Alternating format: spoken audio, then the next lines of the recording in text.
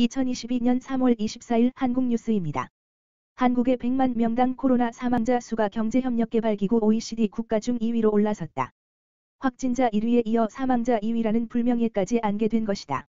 영국, 이탈리아 등 주요 국가의 오미크론 정점기 사망자 수도 뛰어넘었다.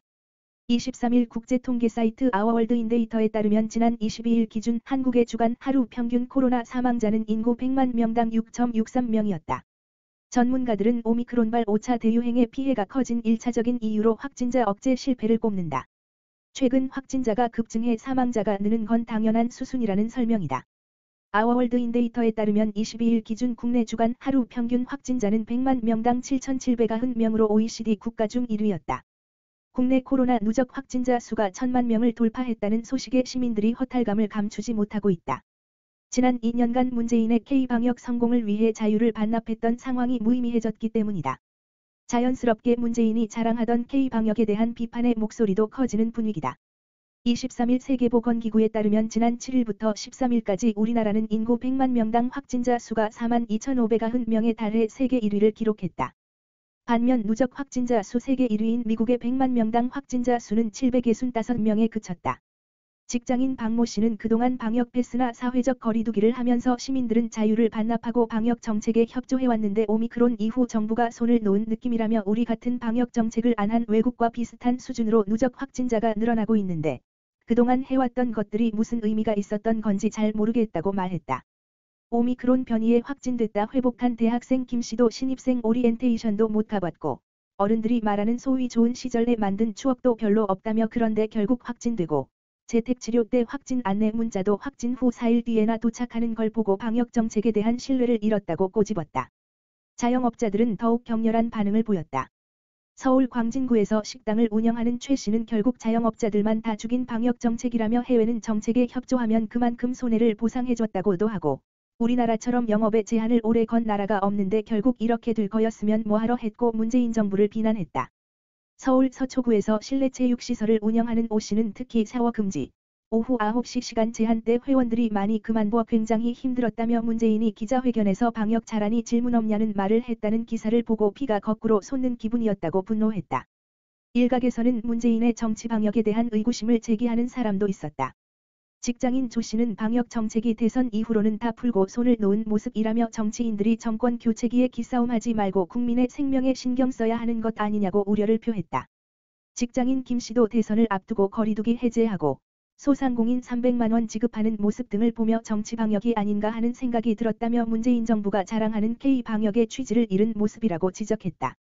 익명을 요구한 한 전문가는 현장에서 의료체계 붕괴 이야기까지 나오는 상황인데 사실 지금 시점에 방역 정책을 완화하는 것은 국민들에게 잘못된 메시지를 주는 것이라며 확진자뿐 아니라 최근 사망자도 하루에 수백 명씩 나오는 상황에서 문재인의 K방역을 성공이라고 평가할 수는 없을 것이라고 말했다. 박근혜 전 대통령이 24일 오전 퇴원했다. 박 대통령은 이날 오전 8시 32분께 서울 일원동 삼성서울병원 입구에 걸어 나와 국민 여러분에게 5년 만에 인사를 드린다.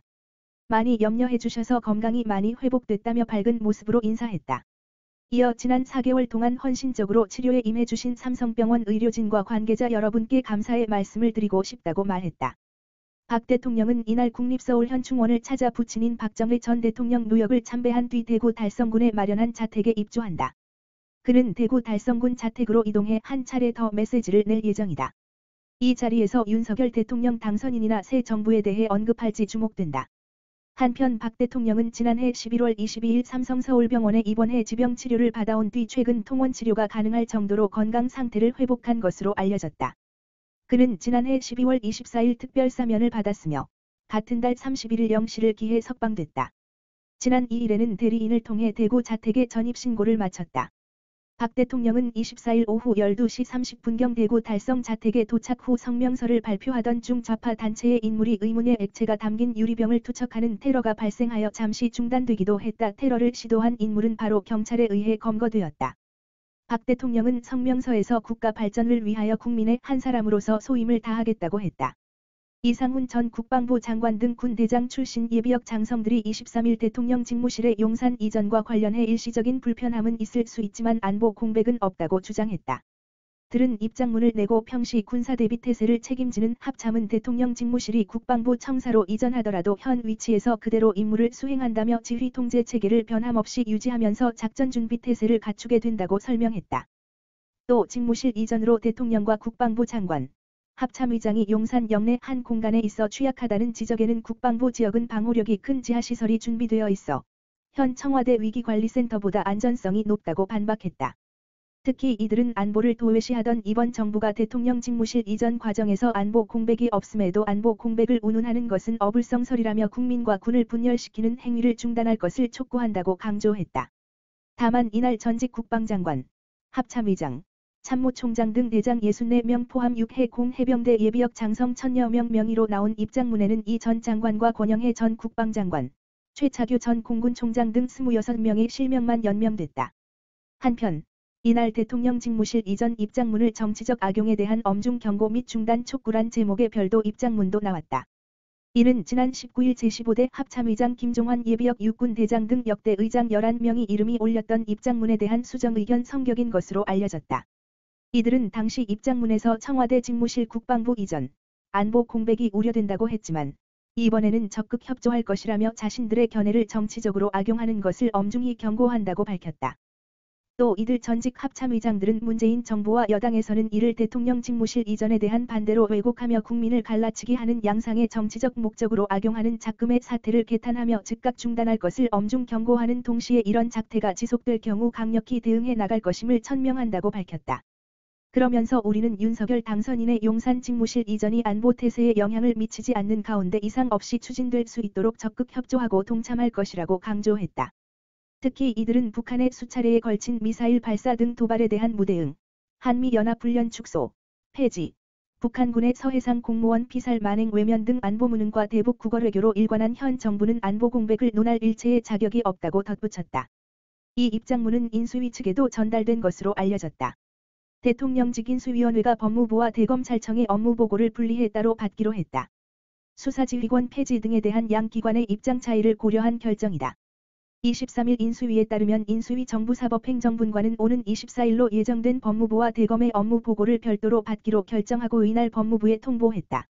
인수위는 법무부와 대검찰청 업무보고의 경우 검찰의 정치적 독립, 중립성을 추진하려는 당선인의 주요 공약에 대해 법무부 장관이 공개적으로 반대 입장을 표명하고 대검의 입장은 그와 다른 부분이 있는 것으로 보도된 바 있어 별도 시간에 업무보고를 받게 됐다고 했다. 그에 따라 법무부는 23일 오전 9시 30분, 대검은 그 이후인 오전 11시 각각 업무보고를 하게 됐다. 인수위는 법무부가 대검의 의견을 취합, 정리해 보고하면 대검의 의견이 왜곡될 우려가 있어 기관별 분리 보고하도록 한 것이라고 밝혔다. 윤석열 당선인은 추미애 박범계 법무장관이 총 4차례 수사지휘권을 발동하는 등 법무장관의 수사지휘권을 남발했다고 보고 이를 폐지하겠다는 것을 공약으로 걸었다. 대검 또한 인수위 업무보고를 앞두고 윤 당선인의 수사지휘권 폐지 공약에 찬성한다는 입장이 담긴 자료를 법무부에 제출한 것으로 알려졌다. 오늘도 시청해 주셔서 감사합니다. 구독과 좋아요 부탁드립니다.